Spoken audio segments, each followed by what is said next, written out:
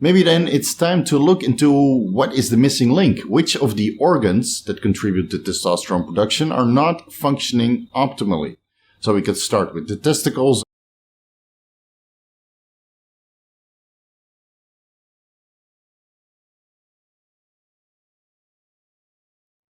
Vigorous Steve here. Let's discuss a couple things worth considering before you decide to take testosterone replacement therapy. Just because your total testosterone is low and your sexual binding globulin is high, libido has been declining and your overall sense of well-being has been declining, energy levels have been declining, but somehow stress has been increasing. There are a couple avenues worth exploring before you decide to take exogenous testosterone. And these avenues will give you a body of knowledge and some insight into how your body is functioning in case you ever need to do a post-cycle therapy. Now, for a lot of guys that have low total testosterone concentrations and perhaps low free testosterone concentrations, you might think that testosterone replacement therapy is going to be a lifetime commitment. But never say never, right? Maybe at one point you want to do a post-cycle therapy to get your wife pregnant or to resolve a negative health ramification, or just tired of pinning, whatever reason you might have. The avenues that we can explore in this video will give you fundamental insight into how your body is functioning, which is invaluable when you're ever going to do a post-cycle therapy.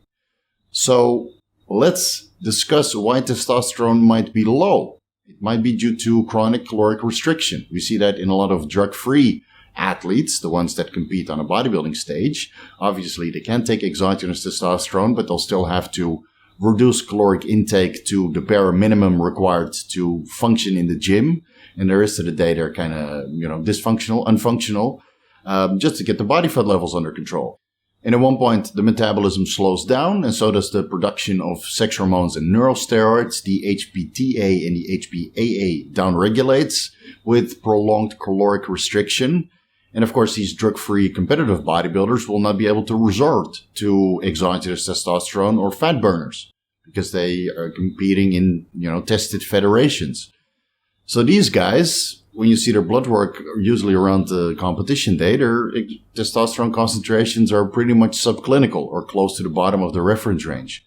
And I noticed this many times myself whenever I would do diets when I was still drug-free, is that over time, the libido and the sense of well-being and the overall energy levels, obviously, go down significantly and might even take a month for them to come back up again because you've been dieting so hard and caloric restriction was there for maybe a couple months on end. So what I see now with a lot of younger guys, they want to get in shape, but maybe don't have the body of knowledge to diet correctly. And of course, the drug-free competitive bodybuilders, they've been doing this for a while and they have all the information they need to somehow sustain their sex hormone and neurosteroid production, but it still downregulates in most cases. Most of these guys are bottom of the reference range. So you perhaps looking into testosterone replacement therapy, a very simple way around it is just by increase your calories. So if you've been dieting for a long time and you see that your total testosterone concentrations are low, and in most cases, sexual binding globulin is going to be high because metabolism downregulates. So maybe it's just time to increase your calories a little bit and just slowly recomp and come out of this prolonged period of dieting. And in most cases, usually in all of the cases, within a week, maybe two, libido, sense of well-being, energy levels, and total testosterone concentrations slowly return. Usually the libido comes up, and then the energy levels and the well-being, and then with blood work, usually within a month, everything falls back into baseline. So it's okay to slowly raise your caloric intake slightly over maintenance. And you can do that in a step-by-step process. 10% caloric increases on, maybe every week, every 2 weeks, every 3 weeks, whatever you feel is appropriate, as long as your body fat levels are still under control and you're not getting obscenely fat rapidly in the process. Then you can safely increase your calories and make sure you get all the appropriate micronutrients which are associated with testosterone during that process. Because during caloric restriction, many guys that are not so knowledgeable about dieting, they also restrict their micronutrient intake. So calories go down and the micronutrients go down. And I'll list up on the screen all the micronutrients which are associated with testosterone production. And in many cases, calories go down and micronutrients go down, and so does downregulate the HPTA and the HPAA. Now your total testosterone concentrations are not so favorable anymore. And of course, there's some supplements out there that you can look into which have sufficient amount of evidence behind it that they're able to raise testosterone concentrations. Ashwagandha root extract, for example. Keep in mind that most of these studies were probably performed in a caloric surplus.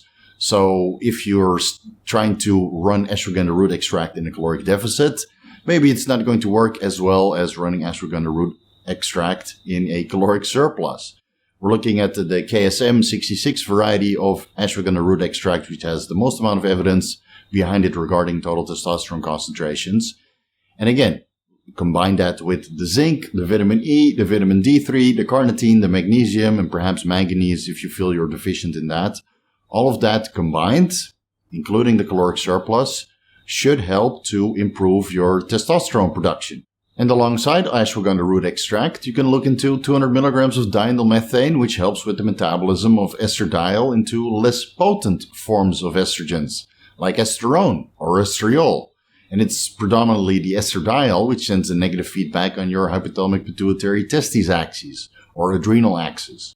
So keeping serum estradiol within the reference range, and ideally a little bit in the middle of the reference range, allows for the most amount of luteinizing hormone and follicle-stimulating hormone secretion from the pituitary gland, because the estradiol is part of the negative feedback that the pituitary responds to, besides the testosterone, which of course in this case will be mostly self-regulatory. If you're able to raise your total testosterone to, let's say, 1,000 nanograms per deciliter, just by increasing your micronutrient and your caloric intake, and optimizing your fat intake along the process, and maybe using ashwagandha root extract and diindolylmethane, you're probably not going to get out of the reference range with this protocol, because the testosterone will kind of downregulate the HPTA just by itself, and luteinizing hormone and follicle-stimulating hormone concentrations will decline until testosterone declines, and then luteinizing hormone, follicle-stimulating hormone will come back up again to stimulate testosterone production. So those are the first avenues you can explore. Simply increase your caloric intake, make sure you get all the adequate micronutrients for testosterone production, and ensure that you have about 1 gram of healthy dietary fat per 1 kilo of body weight, or half a gram of fat per 1 pound of body weight. In most cases, testosterone levels will improve. And if that's not the case, maybe there's a negative feedback due to stress. Of course, it's always easier said than done to reduce the stress from your life, because there's financial stress, relationship stress, school stress, C19 stress, right? There's a lot of stressors in this world, and it's easier said than done to remove them. But take it from me, removing most of the stress from your life will improve your libido, your sense of well-being, and your total testosterone concentrations. I mean, just look at me. I did a post-psychotherapy. I have minimal stress in my life, and maybe a little bit of self-imposed stress sometimes, but it's purely internal and not external. I can deal with my external stressors quite well, but my internal stressors are mostly being hypercritical of my performance here on YouTube. Anyway, the outside stressors and how you respond to them might be the limiting factor in how much additional testosterone production you're going to get by raising your calories and micronutrient intake and fat intake, and perhaps adding a few supplements on top to boost testosterone production. Luckily, ashwagandha root extract has been shown to lower cortisol levels as well, and that's probably where part of the increase in total testosterone concentrations is coming from. By reducing cortisol concentrations, raising testosterone concentrations. And again, ashwagandha root extract is not a magic fix-everything formula. You'll still need to look at the outside stressors and try to find ways around them or how you respond to them to prevent this limiting factor on this cap on your total testosterone production. So keep that in mind. And I know it's very easy to say, limit your stress. But take it from me, if you're able to reduce your stress to the bare minimum, you should be able to get within the middle of the reference range even after you've experimented with exogenous hormones for almost a decade. I mean, in my case, I was able to raise my total testosterone concentrations to about 630 nanograms per deciliter, and that's 2 weeks ago. And honestly, I feel that it's still improving. And I think one of the reasons for that is icing the testicles. And again, I know it sounds absolutely ridiculous, but it is working. And the longer I do it, the more effective it seems to get. And even though I'm still in a caloric maintenance state, libido, strength, and well-being is actually coming back up. So look into icing your testicles 3 times for 20 minutes per day. And make sure you wrap that ice pack in a towel. Again, guys, no direct contact, no frostbite on the testicles, because that will probably set you back and force you on the exogenous testosterone train. So icing the testicles basically works as follows. You're helping to chill the area because there's an ideal temperature for your testicles to function optimally. That's why they're outside of the body. The temperature of the testicles should be a little bit lower than the internal body temperature that you have.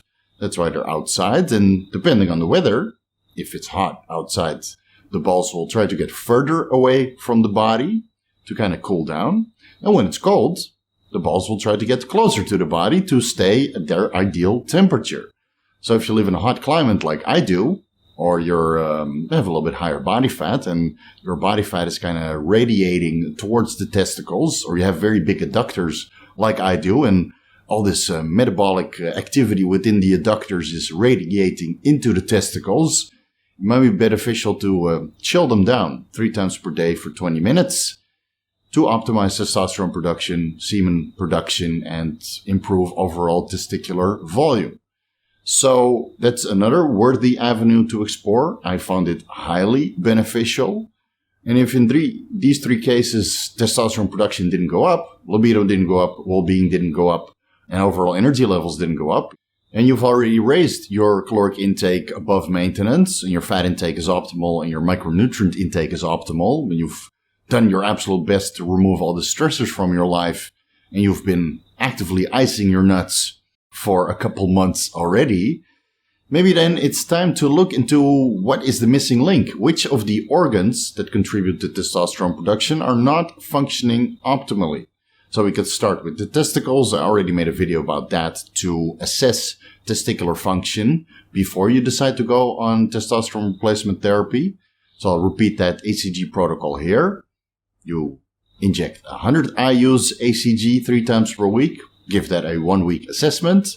If desired, you increase that to 250 IUs ACG, then maybe 500 IUs ACG 3 times per week, then maybe 1,000 IUs 3 times per week.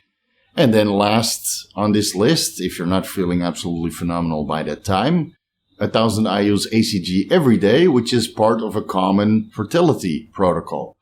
And if you don't feel good by then, maybe you're either not responding to the ACG, maybe the ACG is not real. You can easily assess this with a blood work check. You check your total testosterone, your estradiol, your HPG, your entire hormone profile, and also check your beta ACG concentrations, which should be basically undetectable in men because men really don't produce ACG, albeit in trace amounts. But there is a marker for it, so feel free to inject 1,000 IUs ACG and go in for blood work and see what has changed. Now, if nothing has changed and your ACG is bunk, you might want to switch brands, but if your beta ACG concentrations are tremendously elevated, but your testicles are not responding and your total testosterone concentrations are still low, maybe you're not responding to ACG. That happens as well. Maybe you've downregulated that process and the G protein content of the LHCG receptor is completely gone. Maybe take 4 weeks off and then try HMG instead. 35.5 IUs 3 times per week. And then maybe 75 IUs 3 times per week. And then maybe even 75 IUs every day. See if that is able to raise total testosterone concentrations. Again, if it's not the case and the HMG is legit, it's maybe time to do an ultrasound. See what's going on in your testicles. And maybe you're diagnosed with a varicocele, which is the same as a varicose vein, where the valves of the vein are not functioning properly, preventing proper blood flow to and from the testicles. And even though you've been brute forcing it with ACG or HMG, without proper blood flow, there's only so much testosterone and semen you can produce. And an early indicator is that testicular volume doesn't really improve while brute forcing ACG or HMG.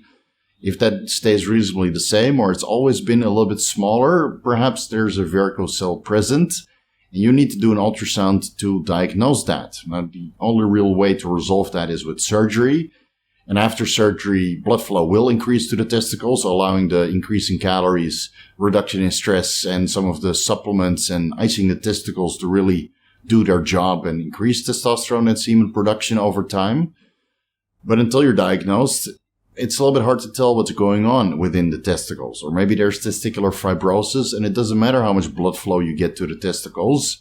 No amount of ACG or HMG or caloric intake or etc. is going to improve total testosterone concentrations.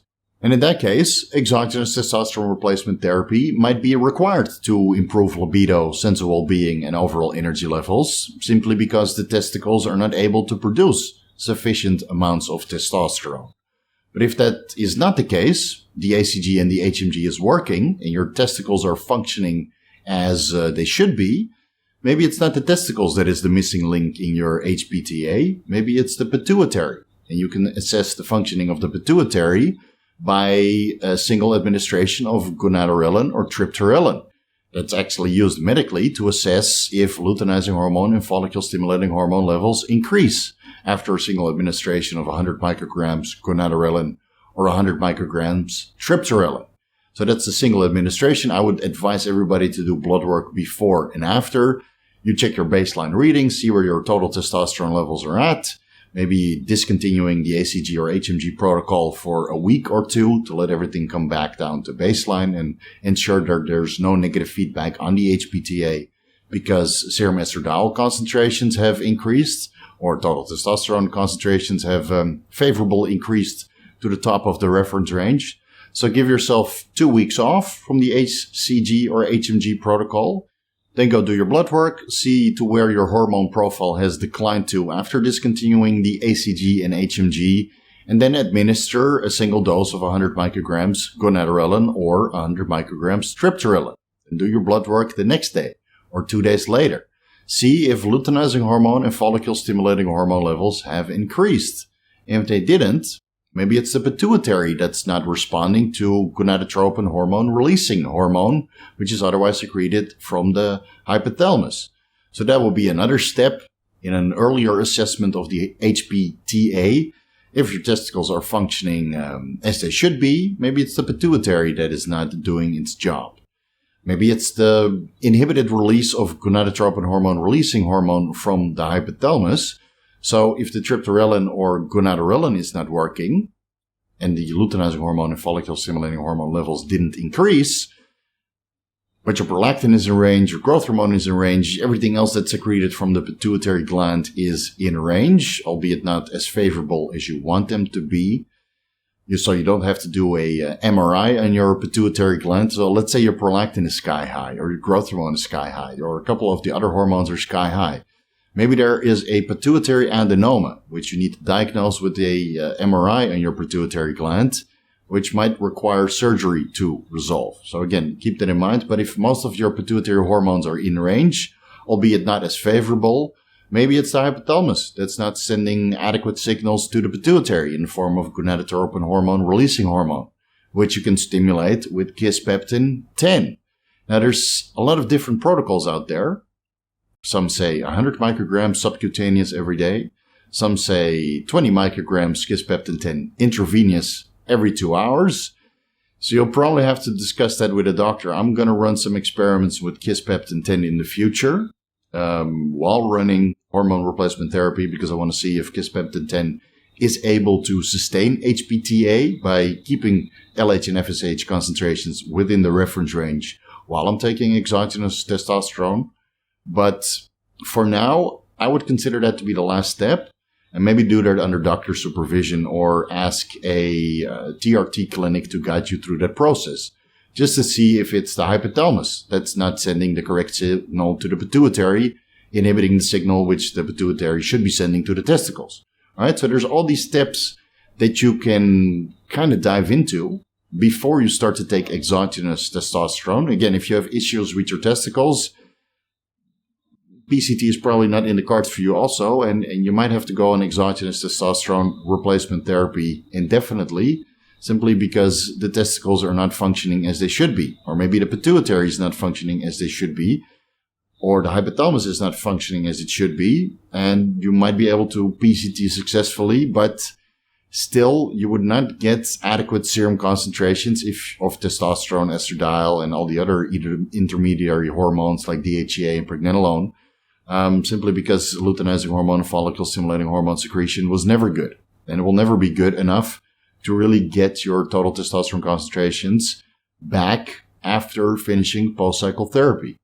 So all of these avenues that you can explore, it might take a couple of weeks or even months in an attempt to raise testosterone profile and your overall energy balance, libido, and sense of well-being.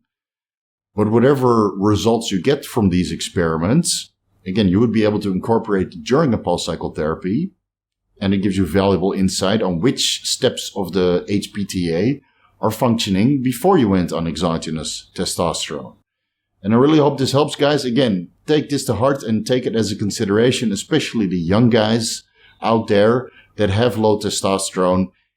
Exogenous testosterone is not always the answer. Look into your caloric intake, look into your stress levels. If you're trying to diet while also trying to finish exams, that's a recipe for low testosterone, really. The stress of the exams and trying to diet for summer so you can be nasty shredded peeled for the beach as soon as the exams are finished. It might take a little while, a couple of hamburgers and cheesecakes before that libido returns. And again, I would not find low testosterone concentrations favorable while I'm trying to go through my exams. I would always do my diet afterwards. And maybe you're a little bit late to have that beach bod for summer, but at least those exams would have been finished and job done and over with. And then you can diet as hard as possible and maybe drop your testosterone concentrations to the bottom of the reference range just for that beautiful six-pack. But you won't have the libido to really optimize that six-pack that you have because you don't really have the incentive to go socialize with girls afterwards. Anyway, I hope this helps. Take it all to heart and take it into consideration before you decide to take TRT. If you're looking for the most comprehensive guides to bodybuilding pharmacology, you can find the ebooks on my website, vigoroussteve.com/shop. Looking for personalized advice, you can find the rates to my services in the services section. Follow me on Instagram @vigoroussteve. Front double bicep for the Vigorous crew. You guys are awesome. I'm sure you will find this video helpful, even though I would say 99.9% of the Vigorous crew are on hormones. Maybe I'm the sole member of the Vigorous crew that's not on exogenous testosterone. If you're part of the Vigorous crew, let me know if you're still drug-free and this video was helpful right down below in the comment section. Thank you guys so much for watching. See you guys in the next video.